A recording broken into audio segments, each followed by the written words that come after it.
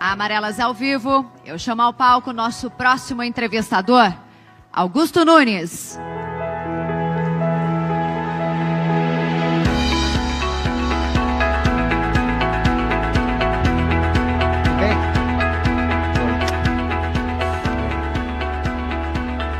Olha, e daí?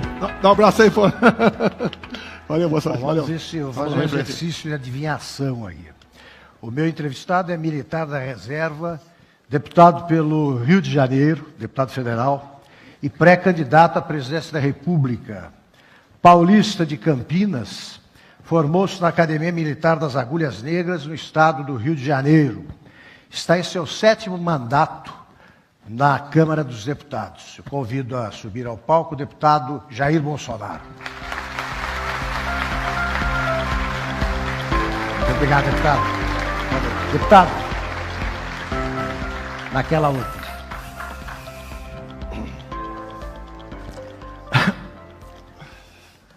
Deputado, muito obrigado pela aceitação do convite para comparecer a este evento promovido pela Veja, pela editora Abril. E eu já aviso de saída que eu vou tratar mais dos projetos e ideias de um possível presidente da República do que de assuntos já explorados bastante em entrevistas anteriores, né? Casamento entre pessoas do mesmo sexo, estupro, etc. Eu começo perguntando o seguinte: eu pediria que o senhor mencionasse 3 virtudes ou qualidades que o senhor tem e que o diferenciam dos demais candidatos à presidência, que justificam o voto no senhor. Certa vez um colega teu da imprensa perguntou-me como eu pretenderia chegar à presidência sem mentir. Eu respondi: então não chegarei. A verdade acima de tudo. Não fugir de perguntas. Não tem nada a ver com casamento gay. Minha briga é com material escolar. A outra coisa, respeito quem não tem a religião, mas é ter Deus no coração. É também ser patriota. A gente vê Israel. Olha o que eles não têm, o que eles são. Olha o que nós brasileiros temos, o que nós não somos. E a última coisa, você falou que não é virtude, eu concordo, é honestidade. Fui testado, né, por 3 vezes nesse quesito. Joaquim Barbosa mesmo disse que eu fui o único parlamentar da base aliada do PT na época que não foi comprado pelo PT. Alberto Youssef também disse que apenas 2 deputados não pegaram dinheiro na Petrobras, deputado do meu antigo partido. E a última foi em 2014, quando se falava a palavra propina legal, a JBS Friboi, via partido, botou 200 mil na minha conta e eu devolvi o dinheiro. Então, acho que é o básico, é o alicerce de uma casa. Deputado, o senhor já disse que não entende de economia e nenhum presidente, eu ressalvo, precisa ser especialista em economia. Mas é essencial que um candidato que não seja especializado nessa área indique o quanto antes o seu ministro da Fazenda, ou pelo menos os integrantes da equipe econômica, alguns integrantes. Eu queria que o senhor dissesse quem será o ministro da Fazenda do seu governo. Eu sou um pouco diferente dos outros pré-candidatos. Cobram tudo de mim. Fui massacrado quando eu tive a humildade de dizer que eu não entendia de economia. É a mesma coisa caso você fosse presidente, o pré-candidato, você falar que não entende de defesa nacional, vamos supor, seja lá o que for. Tem 2 garotos que se aproximaram de mim, um é o Saxida, o outro é o Abrão. Bem, são pessoas excepcionais, mas eu comecei a sondar o mercado, quem eu poderia convidar e, uma vez sendo convidado, aceitaria o convite. E busquei, então, quem foi crítico no passado de planos econômicos. Lá atrás, o plano cruzado, depois até mesmo o plano real. Essa pessoa foi crítica do plano real, com uma ressalva na questão fiscal, porque tendo em vista os juros chegar nas alturas, nós temos uma dívida trilionária hoje, que nos consome por volta de 500 bilhões por ano de juros. Foi convidado a participar dos governos do PT e não aceitou. Então essa pessoa eu procurei e tive 2 conversas, o total aproximadamente 8 horas. Então não existe ainda sequer o noivado. É um namoro. Porque se houve o segundo encontro, é porque houve uma certa simpatia entre nós. É professor economista, doutor Paulo Guedes. Paulo Guedes. O senhor está dando um furo aqui para a gente. É furo, ninguém sabia disso, até, a não ser eu e ele. É o provável ministro da Fazenda. Não, é uma pessoa que a gente espera continuar namorando, quem sabe ficar noivo, né? E de acordo com o interesse dele também, e meu, porque eu botei na mesa, com todo o meu desconhecimento de economia, o que a gente quer? Eu pedi praticamente um milagre para ele. Além de você manter o tripé, é você arrecadar mais com menos impostos, é você diminuir a dívida pública, é você buscar uma maneira de equacionar a questão dos servidores, porque não querendo ser corporativista, mas existe discrepância enorme na questão salarial dos servidores, e quem está mais prejudicado nessa questão são a questão dos militares. É a visão deles sobre a Previdência também, e essas coisas todas eu botei na mesa e eu perguntei, é possível? O senhor acha que esse milagre dá para a gente pedir e você atender? Ele falou, é possível. Então, eu acho que o casamento já tem data marcada. Deputado. É um casamento hétero. Muito bom. Deputado.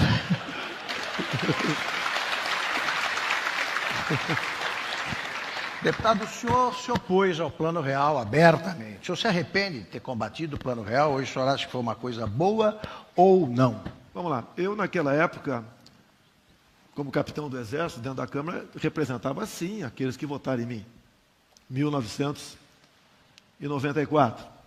A inflação de janeiro e fevereiro de 94 foi de 97%. Isso foi expurgado dos militares. Não foi dos servidores do Legislativo e do Judiciário, que tinha uma antecipação. E eu tentei negociar para que essa mesma antecipação, em torno de 20%, que era o gatilho, fosse incorporada para nós. A partir do momento que não foi possível atingir isso daí, logicamente eu não tinha por que concordar. Porque nós, militares, perdemos, além dos 97%, aproximadamente 11% da inflação e o RV, que foi de março até 1º de julho. Então, agindo corporativamente, sim. Tá? Eu acho que agi corretamente no meu voto. Perdi, tudo bem, mas o Plano Real foi bem-vindo, a não ser com a ressalva da questão fiscal, dos juros altíssimos, que nos levou a essa dívida monstruosa que nós temos pela frente. O senhor já disse que fez, o senhor acabou de dizer que o senhor fez a defesa dos militares, sempre. O senhor foi eleito, né, pelos militares, essencialmente, primeiro mandato. O senhor é a favor da reforma da Previdência, de uma reforma da Previdência que reformule o sistema usado para o pagamento aos militares? Eles não têm privilégios demais se comparados ao trabalhador, ao aposentado da empresa privada? Eu falei privilégio, né? Eu cheguei até o posto de capitão. Até esse posto eu não trabalhava menos de 80 horas por semana. Assim são os praças das Forças Armadas. Para nós não tem tempo ruim, chuva, mau tempo. 24 horas por dia. E geralmente nos momentos mais difíceis é que nós somos lembrados. Muitos de nós, inclusive, nem votamos. Eu quase perdi eleições no passado por causa disso. O pessoal está fazendo a segurança por ocasião das eleições. Então não temos hora extra, fundo de garantia, não temos nada. Eu te retornaria. Se querem nos botar na Previdência igual aos outros, nos deem todos esses direitos, inclusive o de greve. Imagine alguém liderando aí as Forças Armadas com um fuzil na mão em greve. Então, é uma classe à parte em qualquer lugar do mundo, e não apenas aqui no Brasil. Agora, se alguma coisa pode ser mexida lá, nós estamos prontos a discutir. Mas, essencialmente, o senhor manteria o sistema atual? Manteria tranquilamente. Inclusive, olha só, Augusto, a coisa é tão esquisita para nós, militares das Forças Armadas, que nós temos uma medida provisória de número 2215, que desde dezembro de 2000 até hoje já não foi votada ainda. Então, qualquer militar que, porventura, queira recorrer à justiça, ele não tem qualquer decisão, porque é uma medida provisória, o juiz diz que devemos esperar que ela seja votada, para que essa questão, então, venha a ser decidida lá na frente. Nós temos uma classe completamente à parte. Só lembra de nós na hora do velório. Em relação ao serviço, eu acho que a crise da Previdência é uma crise do setor público. Sim. O senhor concorda? O senhor acha que tem que acabar com a diferença entre o público e o privado? Olha, você pode fazer daqui para frente. O que já está em prática aí, você, levando-se em conta a figura do direito adquirido, eu acho que estaria sendo, no mínimo, querendo fazer demagogia com os atuais servidores, né? Tendo uma postura diferente. Então, daqui para frente, você pode ter uma nova previdência. Você vê, Augusto, a minha proposta, qual é a origem do Marajá? São as incorporações. Eu vejo um exemplo, Câmara Municipal do Rio de Janeiro, e não é diferente em várias câmaras municipais e órgãos públicos do Brasil. Você, por exemplo, está ganhando 10 mil por mês como funcionário da Câmara Municipal. Ganha um cargo em comissão de 10 mil. 10 anos depois você incorpora os 10 mil. Mais 10 anos você incorpora mais 10 mil. E esse direito à incorporação, no apagar das luzes do governo Eduardo Paes, foi estendido para todo o corpo dos servidores do Executivo. Então, no primeiro momento, acabar com as incorporações, deixar que crie, então, novos marajás. Outras medidas poderão vir ao reboque dessa, mas dá para estudar e dá para propor, e não sou contra o fim de privilégio, não, muito pelo contrário. O senhor mantém a ideia de nomear, de entregar 50% do Ministério a militares? Até há pouco, né, no governo Lula e PT, tínhamos ministros corruptos e guerrilheiros, e ninguém falava nada. Eu não sei por quê.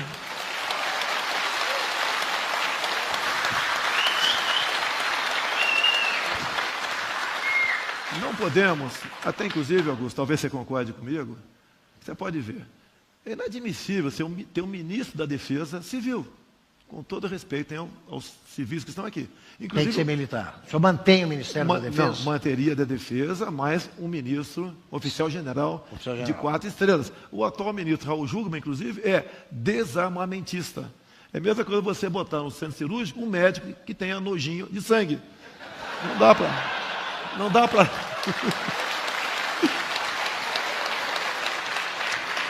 Deputado, o senhor... Então me permite, Augusto, os ministérios têm que funcionar, você tem que botar gente técnica lá. Essa forma de fazer política da cooptação, procurando partidos que vão escolher seus ministros, para que apareçam malas como essa lá em Salvador, que não é uma exceção, é uma regra, o Brasil não pode continuar com essa forma de fazer política. Deputado, o senhor é a favor do foro privilegiado? Até que ponto? Se eu falar que não aqui, levaria uma vaia, né? Mas até o momento, eu estou pensando em votar contra isso. Seria o único contrário. Por quê? Vamos ouvir o outro lado. Primeiro, foi aprovado por unanimidade no Senado. Então, vocês têm que desconfiar. Começa por aí.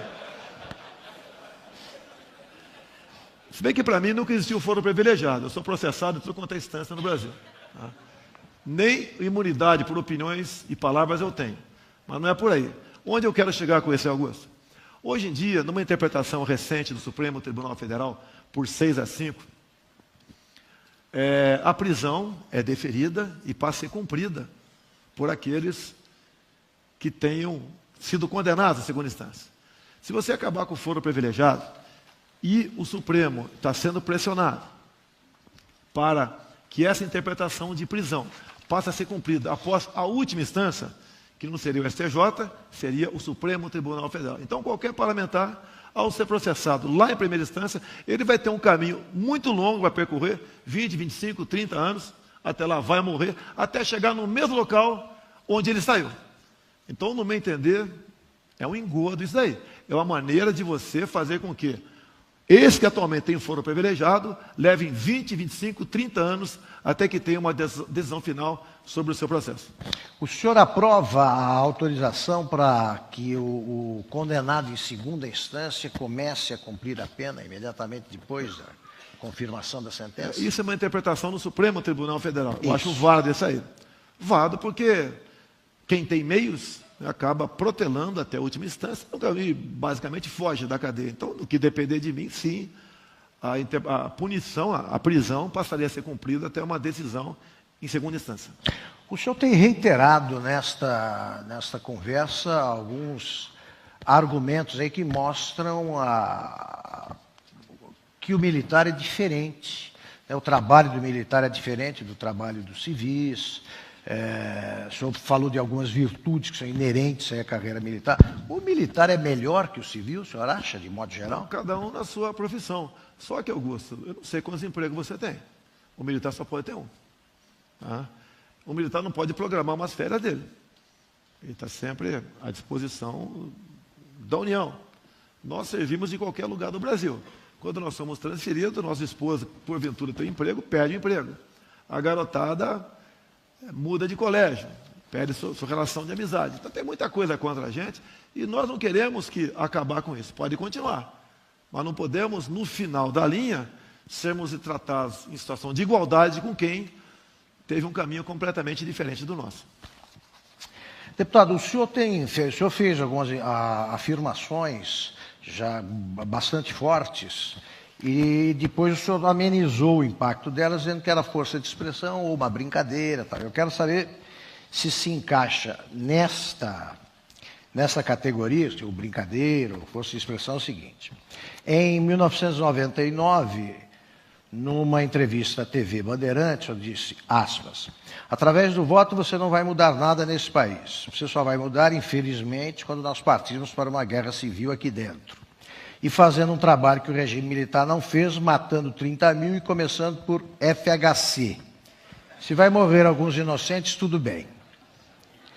Num comunicado ao povo brasileiro, divulgado no dia 8, agora, o senhor disse que, evidentemente, nenhum dos membros da nossa equipe defende ideias heterodoxas ou apreço por regimes totalitários. Isso é alguma conversão? O senhor mudou de ideia? Vamos lá, Augusto. Não nego o que eu falei. Tá? Falei. Tudo é questão de momento. Quantas vezes a mãe fala que vai cortar a cabeça do filho? Né? Não vai cortar a cabeça do filho. Se hoje em dia, por exemplo, o Kim Jong-un lançasse uma bomba H em Brasília e só atingisse o parlamento brasileiro, você acha que alguém ia chorar aqui?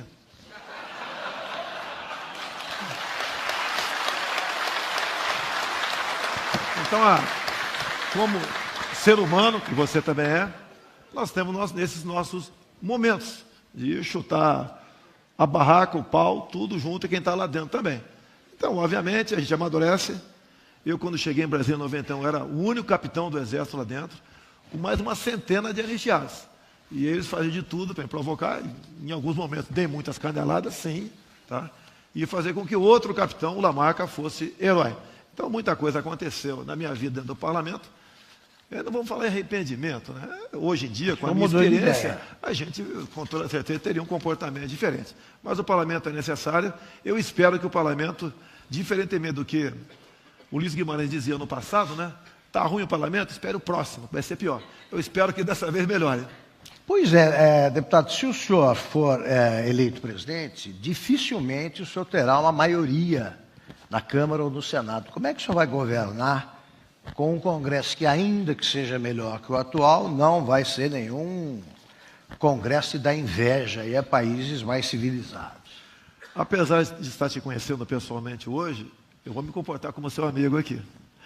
Eu teria que te responder perguntando, Augusto, dá para continuar fazendo a mesma coisa? O elemento chega, começa a dividir ministérios, secretarias estatais para poder governar, para chegar onde chegamos, pode ter certeza de uma coisa, eu não vou acabar no banco dos réus por ter uma política dessa forma. O que eu tenho feito? Eu tenho rodado o Brasil, há 3 anos praticamente, vendo os problemas e como resolvê-los sem dinheiro. Eu tenho conversado com bancadas, temos a bancada da segurança, temos a bancada evangélica, a rural, que é muito importante, conversado com eles também. Estado, Roraima, como você faz Roraima ser um grande estado se não tem energia? Como é que você consegue energia para Roraima com problemas indigenistas e ambientais? E problemas, inclusive, internacionais, caso você queira, não interessa como, se é dinheiro público ou privado, fazer uma hidrelétrica que vai inundar terras indígenas. Então, tudo isso estamos trabalhando para termos um pacote para apresentar e, com toda certeza, em cima disso, ter o devido apoio para aprovarmos o que nós queremos em Brasília. Esse é o pensamento. Fora disso, Augusto, você cai nessa mesma rotina que está aí, que eu tenho certeza que pelo menos 99% do que estão aqui não querem que essa rotina continue. Perfeito. Deputado, o O senhor está já na 7ª legislatura, né? Sim, são quantos anos já de Congresso? Dois como vereador, Sim. como deputado. Já 27 anos, Pronto. praticamente. Qual foi o projeto mais importante que o senhor apresentou? Olha, projeto tem uns 500 a apresentar. Sei da dificuldade, meu temperamento, o meu passado de aprovar qualquer coisa. Mas, Augusto, tão importante como você conhecer o artilheiro do seu time, é conhecer o goleiro. Então, eu evitei que muitos péssimos projetos prosseguissem lá em Brasília. Acredito que o projeto mais importante transformou-se em lei, foi uma emenda a um projeto, foi a questão do voto impresso. Eu acho que aqui ninguém tem... Como é que será? Como está aprovado na lei em 2015, o cidadão, né, vai, aperta o número de seus candidatos, aparece na tela, Augusto Nunes, senador, por exemplo, tá? Ele aperta um botão, imprime do lado no papel, tá? Você viu, concordou, aperta o botão, o voto cai na urna. A partir do dia seguinte, como você vai ter a votação feita pelo processo eletrônico no dia anterior contigo, tá? Você pode pedir, não você, presidente de partido, municipal, estadual, pedir uma recontagem total ou parcial. E tem que bater 100%. Se não bater 100%, que houve fraude. E o Supremo Tribunal Federal, agora, no apagar das luzes, não quer cumprir essa lei o ano que vem, dizendo que tem recurso para que apenas 6% das impressoras sejam compradas. É onde volta aquela velha desconfiança. Esse voto eletrônico apenas não nos dá a garantia de uma eleição transparente. O senhor desconfia dos resultados de eleições recentes? Agora, Augusto, como é que eu consegui, porque ninguém queria aprovar essa proposta minha, como é que eu consegui apoio dos parlamentares? Era praticamente zero, a não ser o Espiridião Amin, entre outros poucos parlamentares que queriam aprovar isso daí lá. Eu falei, pode haver fraude no sistema majoritário para presidente? Pode. E para a questão proporcional, deputado federal. Poder-se-ia inserir também, da mesma forma, 30, 40, 50, 60 votos de legenda para o partido X, que seria o PT, que eu falei naquele momento que o PT estava no governo. Poderíamos, então, ter aí 60, 70 deputados eleitos na fraude. Juntando o voto deles mais os puxadinhos, eles teriam uma maioria onde ninguém mais conseguiria aprovar nada na Câmara sem o consentimento deles. Então, foi em cima desse sentimento, que foi difícil, né? Muito trabalhoso, que eu consegui aprovar o voto impresso para o ano que vem, que eu espero que o senhor ministro Gilmar Mendes cumpra a lei de 2015. Ele teve tempo mais do que o suficiente, ele e seus antecessores. Valendo já agora. Agora para as eleições do ano que vem. Vale para as eleições do ano que vem. Perfeito. Deputado, antes de passar às perguntas dos presentes, que já estão chegando, eu perguntaria ao senhor o seguinte: o senhor tem feito restrições públicas ao comportamento da China no comércio internacional. E o senhor disse também que se a Petrobras for privatizada, que todos estão liberados aí para participar da licitação, menos a China. O senhor disse que os chineses não são boas pessoas. Foi bem assim. Ou não, estou exagerando. Faltou você falar também das terras agricultáveis. Então é o seguinte, não, eu quero que vai haver jogue tudo, alguma restrição à China? Atire de ponto 50, tá ok? O que acontece? A China não está comprando no Brasil, ela está comprando o Brasil. A questão de terras, eu acho que fica um mais fácil entendimento. Vamos supor, Augusto, que eu fosse o dono da despensa da tua casa.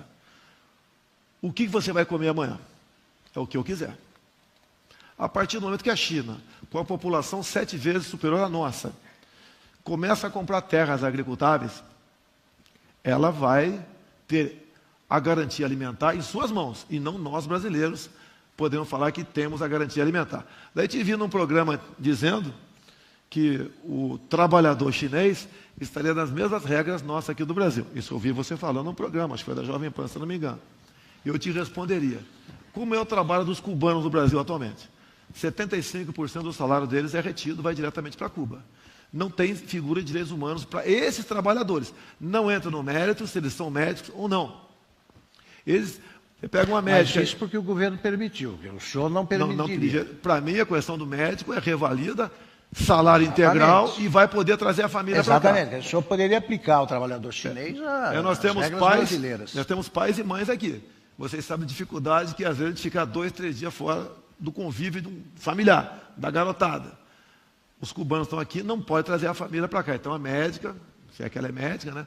As crianças, 3, 4, 5, 6 anos, está lá em Cuba. Mas isso por conivência do governo brasileiro. Conivência do governo O brasileiro. senhor não será conivente. conivente. De jeito nenhum. Exato. Vamos respeitar isso aí. A questão da China, isso é grave, no meu entender. Certas empresas estatais nossas não estariam sendo privatizadas, estariam sendo estatizadas pelos chineses. Eles têm montanhas de dinheiro. Até eu perguntaria aqui quem, porventura, esteja fazendo uma universidade ou tem um curso superior. Essas empresas estatizadas chinesas, as funções exercidas por gente de curso superior seriam exercidas por vocês ou por chineses? O que caberia para nós trabalharmos nessas empresas? Imagine uma empresa de fora tendo aí o poder de decidir o preço dessa energia. Isso é estratégico. Você pode falar em Golden Share? Aprendi há pouco isso, Augusto. Como aprendi a curva de Laffer há pouco tempo também. Não tem problema nenhum. O Laffer já é meu amigo. Tá? Pretendo trazê-lo da Lua para a Terra, junto com o nosso querido aí, talvez, né, futuro ministro, né, lá na frente. Tá? Não, já está nomeado. O Paulo Guedes. Não, está nomeado não, é um namoro apenas. Né? Então essas questões, depois que você faz, fica difícil você voltar atrás, fica quase impossível. Quando se fala em privatizações, o que foi feito na Embraer poderia ser estudado e ser feito aqui também. Não sou estatizante. O pessoal cita o exemplo de Itaipu, né? Os militares fizeram, o Bolsonaro na mesma linha. Naquele tempo, Augusto, qual empresa particular faria uma obra em Itaipu? Nenhuma. Teríamos que ser nós mesmos. Agora, a privatização, ou para a gente nossa, o Golden Share, ou então naquela forma da Embraer. Aliás, eu me corrijo, a China não tem bom coração. Também falei isso aí. Ninguém tem, existe amizade entre países. É porque eu disse boa pessoa, só não disse interesse. Deputado, a pergunta de Ricardo Ferro, do Rio de Janeiro. Depois eu vou encaminhar, se eu não puder formular aqui em público, eu vou encaminhar para o senhor. O senhor diz que todo fazendeiro deve ter um fuzil para se defender do MST. Como será feita a distribuição de fuzis? Haverá uma bolsa fuzil? Está me dando uma boa ideia.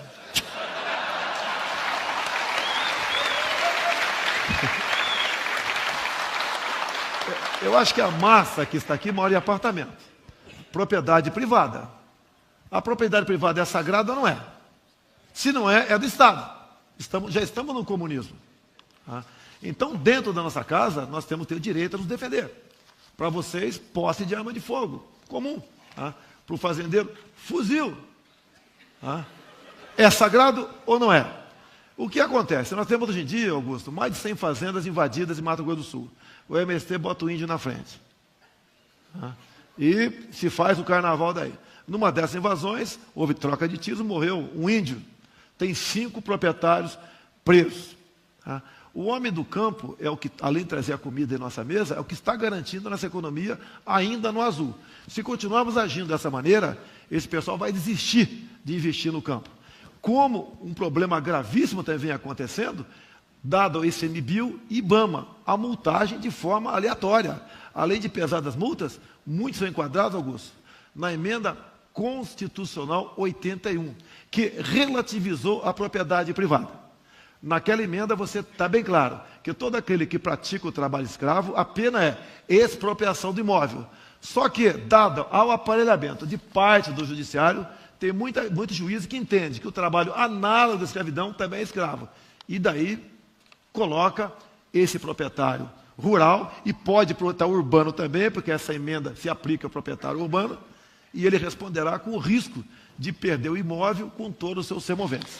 Agora, não cabe ao Estado, deputado, a defesa do direito de propriedade, o cumprimento da lei? Por que terceirizar a defesa da propriedade? Via poder judiciário, que é independente. O judiciário, nós sabemos que o próprio Supremo Tribunal Federal, não raras vezes, vem legislando. Isso, no meu entender, é por demais preocupante. Mas, por exemplo, aqui já ocorreu isso em vários estados.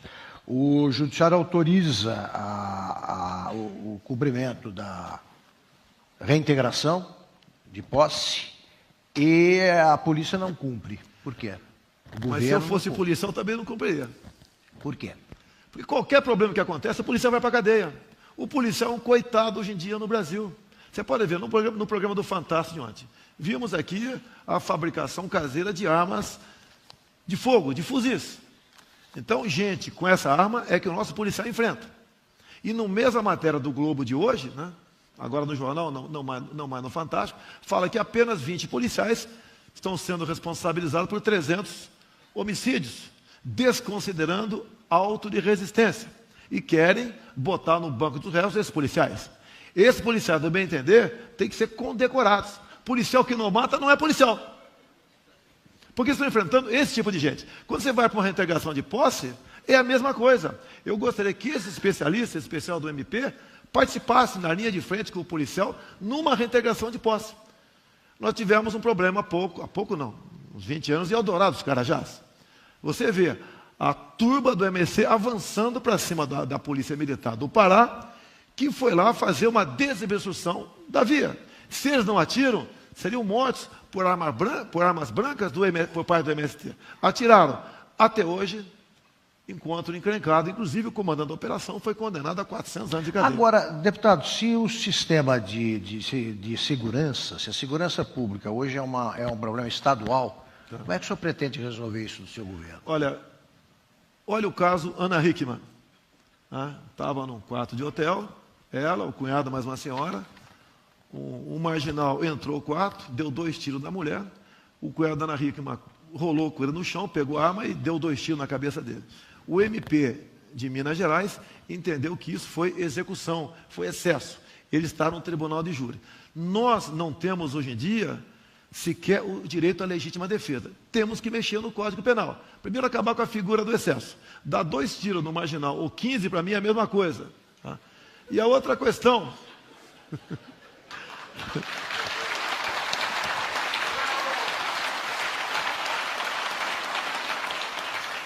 No momento que o PT e puxadinhos querem acabar com o auto de resistência, eu acho que tem que ser feito o contrário. Nós temos que aprovar o excludente de licitude.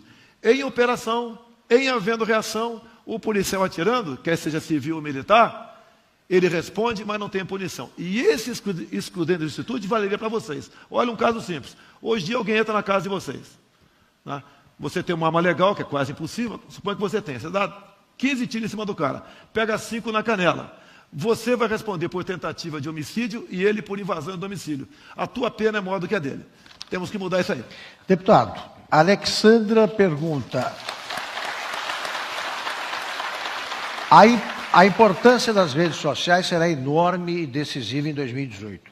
O senhor tem um exército de robôs nas redes sociais? Nunca paguei um centavo para nada, né?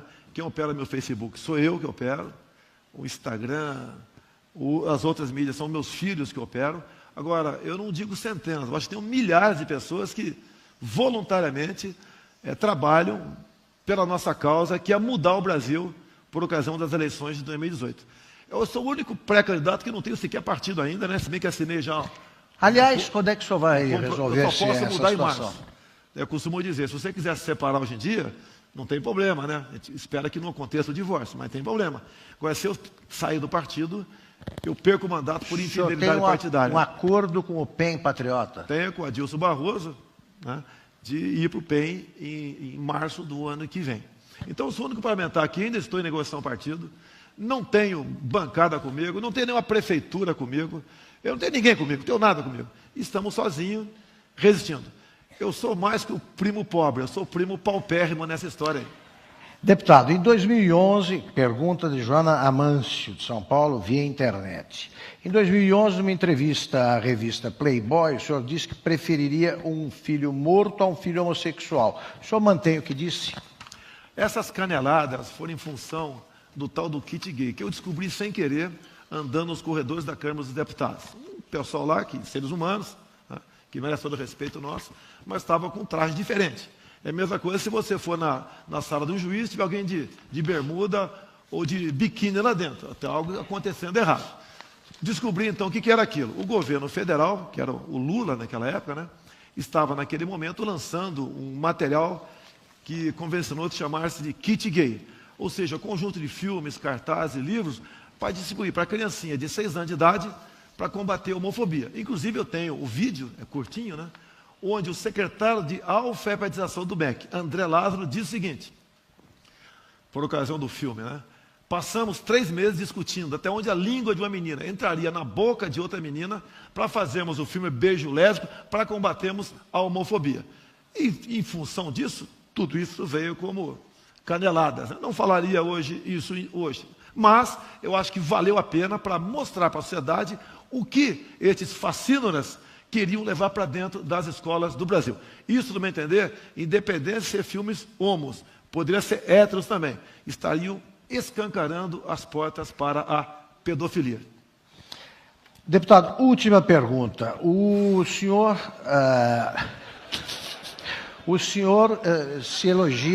elogia frequentemente, não esconde a sua admiração pelo regime militar, pela ditadura, mesmo período da ditadura, que o senhor não chama por este nome, né? O senhor hoje prefere a ditadura militar ou a democracia, e por quê? Então vamos aproveitar o momento, 27 de novembro, intentona comunista. Só em Recife foram 720 mortos por esse pessoal da esquerda. Carlos Prestes. A sua família, inclusive, foi indenizada com uma indenização, obviamente, e com uma pensão de general de brigada. Os 720, nada. Em 35, então, evitamos algo gravíssimo no Brasil. Em 64, Augusto, quem caçou João Goulart foi o Parlamento Brasileiro, no dia 2 de abril de 64. Não vou fugir de possíveis erros e abusos que houve para os militares, que há em qualquer governo isso aí. Mas, falar em golpe, não. Agora, como o povo vivia naquela época. Como mas houve uma rebelião militar. Tá? Teve alguma. O presidente foi afastado. Agora você pode ver, o próprio Roberto Marinho, na capa do Globo, de 7 de outubro de 84, Figueiredo saindo, o primeiro parágrafo diz o seguinte: participamos da Revolução de 1964, identificados com os anseios nacionais de preservação das instituições democráticas, ameaçados pela radicalização ideológica, distúrbios sociais, greves e corrupção generalizada. Roberto Marinho respondeu por mim a tua pergunta aqui. Muito obrigado, deputado. Muito obrigado. Muito abraço. Foi um prazer. Foi um prazer.